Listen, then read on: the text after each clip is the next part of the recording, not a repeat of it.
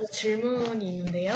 네, 그 저번 시간에 그 아름다움은 네, 어떻게 보면 이제 유일한 거 나다운 거라고 얘기를 네, 하셨잖아요. 네, 근데 이번 시간은 이제 팝아트에 대해서도 이제 뭐지?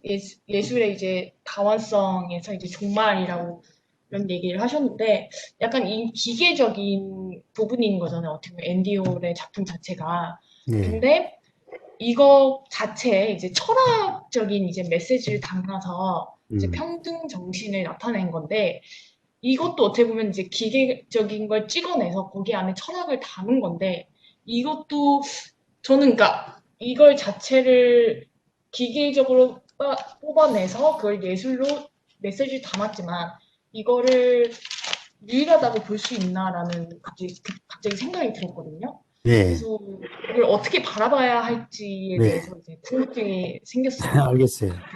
뭔 말 하고자 네네네. 하는지 이해했습니다. 네, 좀 복잡하게 얘기하겠죠. 네, 네. 그러니까 네, 지금 질문의 요지는 네네. 이 팝아트, 앤디 워홀의 팝아트는 기계적인 거잖아요. 기계성을 강조해서 실크 스크린이라는 그런 방식을 선택을 한 건데, 그러면 그거는 이제 그 베냐민이 얘기했지만 현대 예술은 아우라의 죽음이라고 얘기하잖아요. 왜냐하면은 이제 기계적인 것이 되기 때문에 아우라가 상실한 건데, 그러면은 나답다라는 것이 이 아우라를 찾는 건데, 앤디 오홀처럼 기계적인 것이 이 아우라가 어떻게 나오냐 그 얘기인 거죠? 네네. 네, 네, 그 맞습니다. 질문인 거죠. 네. 어, 앤디 워홀의 관점에서 보면은 그것이 자기가 생각하는 독창적인 예술에 대한 생각인 거예요. 응? 앤디 워홀의 관점에서 보면 기계성을 통해서 아우라를 표현하는 거죠. 기계성을 통해서. 자, 이 말에 좀 어폐가 있지만, 자, 이렇게 한번 생각해 보자고요. 자, 그 전에 사람들이 갖고 있었던 예술에 대한 지배적인 관념.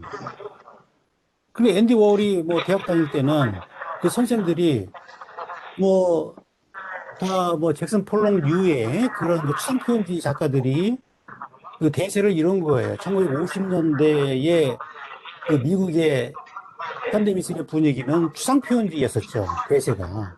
앤디 워홀을 중심으로 하는 추상표현주의였다는 거죠. 어. 이제 그것이 예술이라고 생각했던 거예요.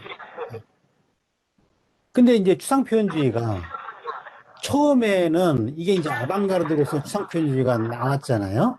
어떤 재현에 대한 아방가르드 자꾸 추상화 가다 보니까 개인의 감정이라는 것을 하나의 그 내용으로 삼은 건데, 근데 이게 시간이 지나니까요.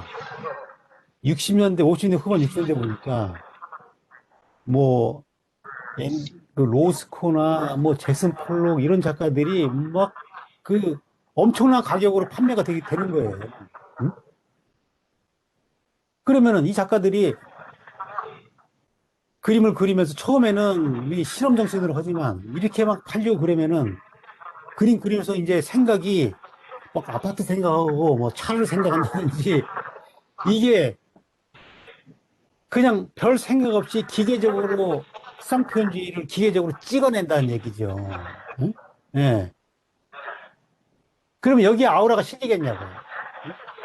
기계적으로 찍어내는 추상표현주의 아우라가 우리는 상식적으로 생각하면 추상표현주의는 아우라의 예술이라고 말하는 거거든요. 추상표현주의가. 예? 근데 그렇게 관습적으로 찍어내는 추상화가 아우라가 있겠냐는 거죠. 아무 생각 없이 그리는 건데. 잘 팔리니까 막 찍어내는 거잖아요. 음. 이걸 생각할 필요가 있는 거예요. 그래서 많은 작가들이 타락을 하기 시작하는 거예요. 예술의 타락이라는 것은 이 관습에 정속되는 거거든요. 음. 어떤 내 안에 그 떠오르는 그 즉흥적인 그 느낌을 그리는 게 아니라 뭐 틀에 박힌 그 패턴을 반복하는 것이 이게 타락인 거거든요. 예? 나중에는 자기 그림을 자기가 베껴요. 팔리니까. 또 추상 미술을 얼마나 빨리 그려. 로스코 같은 그림 얼마나 빨리 그리면 쓱쓱 큰 붓으로 그냥 쓱쓱 칠하면 되는 거잖아요. 예? 그러니까 이렇게 되면은 아우라의 예술이 아우라의 죽음이 된다는 거죠. 네. 이것이 아카데미즘이 되어버린 추상표현주의가 아카데미즘이 된 그런 미술계의 분위기에서 앤디 워홀은 거기에 대한 저항을 한 거죠. 저항. 뭔가 그것과는 다른 새로움, 그것과 반대로 가려다 보니까 기계성을 도입을 하는 거거든요. 예술의 기계성, 평등성. 그러니까 그 생각은 자신의 고유하는 거죠. 어떤 관습을 따라간 것이 아니라, 물론 뭐 그것도 따지고 보면은 뭐 듀샹의 뭐 어떤 모델이 있었던 거죠. 50년 전에 그 듀샹이 변기 갔다 오는 거, 그것도 다 레디메이드 아닙니까? 뭐 거기서 아이디어는 얻었지만은 그래도 추상표현주의가 그 득세를 하던 그 시절에 새로운 거를 탁 던져 내오는 거예요. 그 새로운 걸 내려놓는 그 자체가 거기에 아우라가 있는 거예요. 예. 그러니까 우리가 그 아우라라는 이 개념을, 우리가 형식적으로 아우라를 생각할 수가 없다는 얘기예요. 판단할 수가 없다는 얘기예요. 예. 그것도 이 시대성, 이 어떤 그,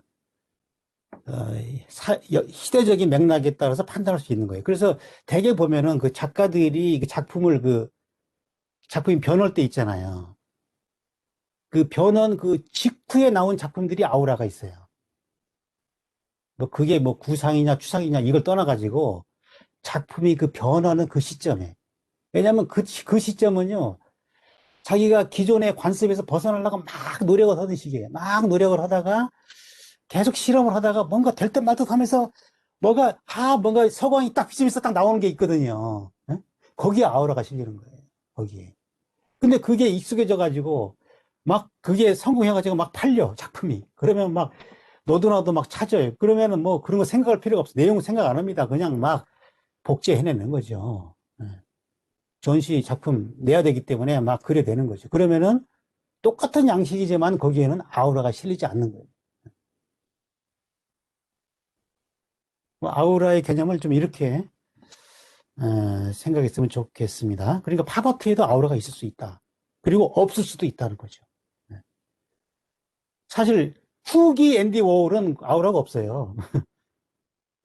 60년대 그 전기 앤디 워홀은 작품에는 아우라가 있지만 똑같은 작품이지만 후기 앤디 워홀은 그건 장사예요. 장사꾼입니다.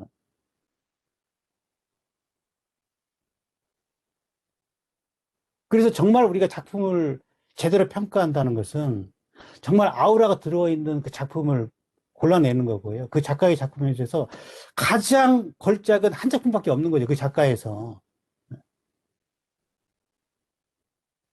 전성기라는 게 있는 거예요. 전성기. 전성기 중에서도 가장 몰입됐을 때 나올 수 있는 그 작품은 한 점밖에 없는 거예요. 거기에 아우라가 실려 있는 거죠.